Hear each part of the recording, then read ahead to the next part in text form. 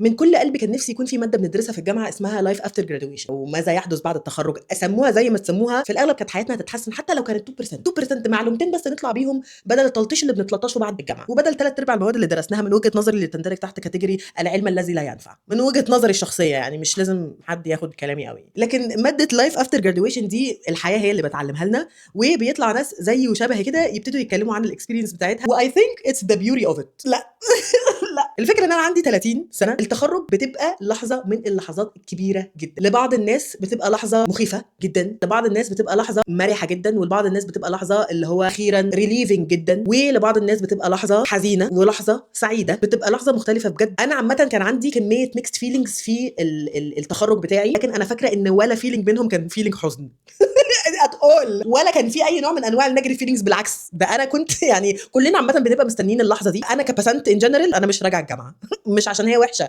بس انا جينوينلي يعني حابه حياتي دلوقتي. خلينا نقولها بالاسلوب ده، ان انا حابه حياتي اكتر دلوقتي مش اكتر. يعني انا شايفه شكلي احلى بكتير، انا هيلثير بكتير، الناس اللي حواليا احلى بكتير، انضج بكتير، اكسبيرينس مختلفه، سبيشالي ان انا الكليه يعني كانت جواز صالونات شويه، ما كانش جواز عن حب، ما كناش بنكره بعض، كنا بنحب بعض عادي وكل حاجه، بس كنا اللي هو ايه متوافقين قوي مع بعض. لو جات لنا فرصه ان احنا نسيب بعض هنسيب، وده اللي حصل فعلا. انا لما جات لي فرصه ان انا اتطلقت من المجال.